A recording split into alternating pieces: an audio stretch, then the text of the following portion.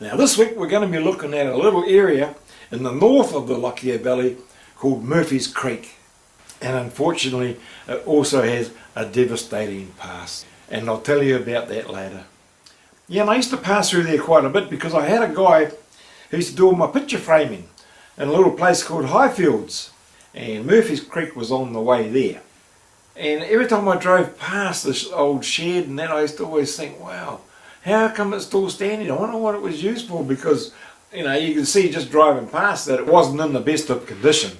You know, in fact it was in a real state of disrepair. Even though I was mainly looking for old abandoned homes, but I was still looking for, you know, history in the area. Now unfortunately we weren't able to get a lot of information about this property, but I wanted to include it in the book, so I went ahead and drew it anyway. I really think it was really worthwhile revisiting. I'm not too sure yet exactly what I'm going to draw from around here, although I do have something in mind. And I'd really love for you to join me on my artistic tour around Murphy's Creek. Now just in case you've forgotten what the building that I drew looks like, well here it is here. That's it. So we're going to go and have a look at that. And I'm going to be taking you to some of the sites in the area. It really is a beautiful place, and I think you're going to enjoy it. Well, we're just at the entrance to the Springburn railway station, so we're going to go out there and have a look. This is just down the road from Murphy's Creek. It's actually quite steep, but it's where the train goes through.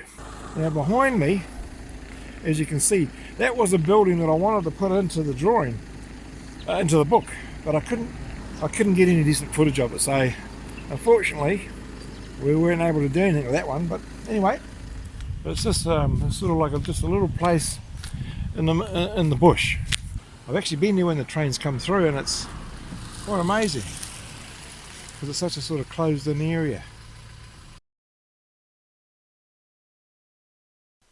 At the moment the gardener's getting all the beds prepared for summer, and that's a shot looking across there to the old railway station. It's such a beautiful place. It's unbelievable. You've got to come and have a look. Bluff. Yeah, just walking along the platform there. It really was just like stepping back in time. Now, this is the station where the soldiers came during World War II. They caught the train here to head to Brisbane for further training and then off to New Guinea. And back in the day it was a real busy station. That's just a map outlining the area. Now back in January 2011, the Lockyer Valley, well, it experienced a devastating flood.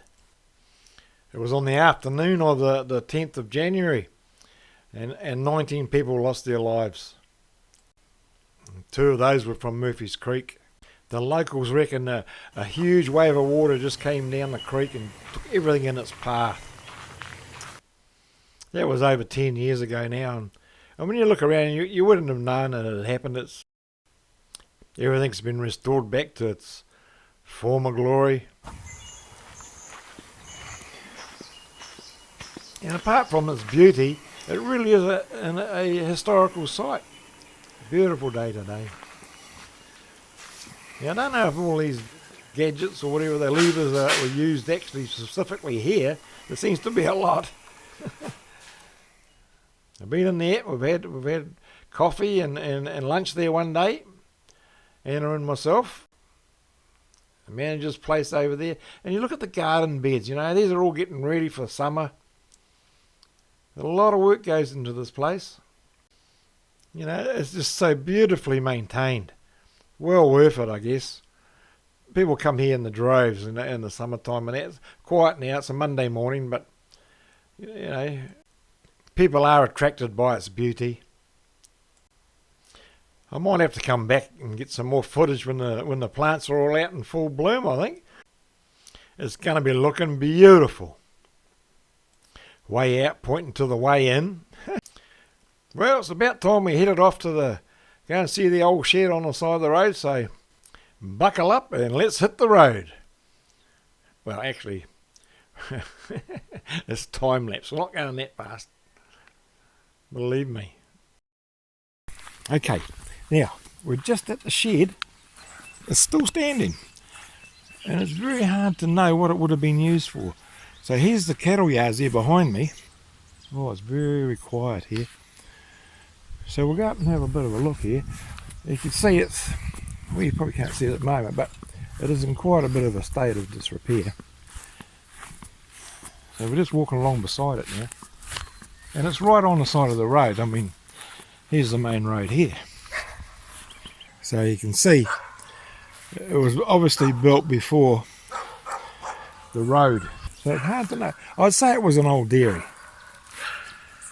Just by looking at it. But every time I used to come out this way and come past it, I'd always think, I wonder what it was used for. It's got a couple of doors there which indicates that it quite possibly was used as a cow shed for milking the cows.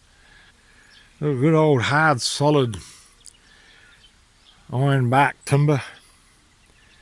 Everything was built from that. That's why it's still standing. Have a little look inside here. See what we can see. Some sort of machine there. But look at that. That's amazing. But anyway, that's the inside of it.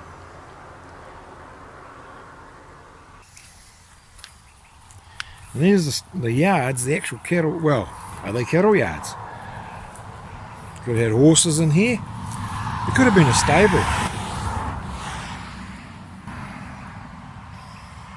I could actually see it a lot better now than when I drew the picture, because it was sort of, there was a lot more undergrowth. Like that shed was pretty much covered. Hang on, we'll just get into focus there. So I couldn't really see what was going on in there.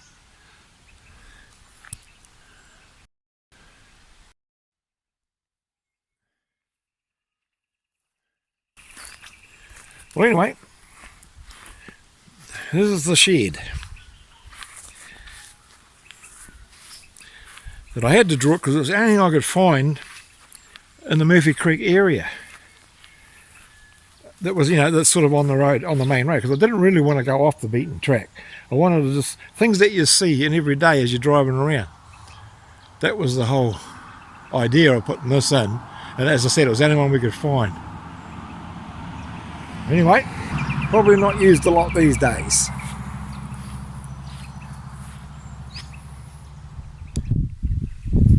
So this is Murphy's Creek. It's just a little town. The water tank there for the trains. Obviously the trains was the main road, the main form of transportation back in the olden days, I guess. Little convenience store across the road there. Building that they've restored, and they've got a little committee that looks after everything. But they didn't really know a lot about the old shed that I drew for the book. No one really did. And here's their little original railway station.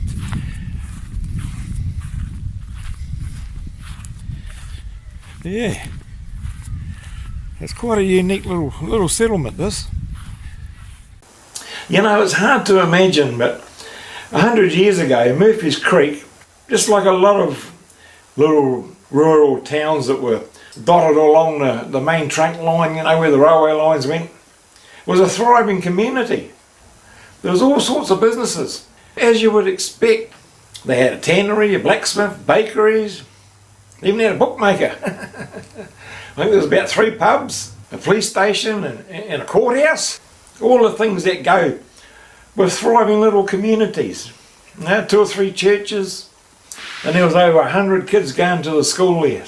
So it was a bustling little community, this little rural settlement of Murphy's Creek.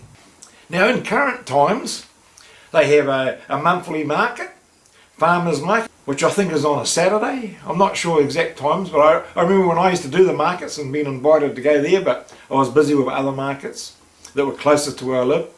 And also they have an annual chili festival, which is in the month of October.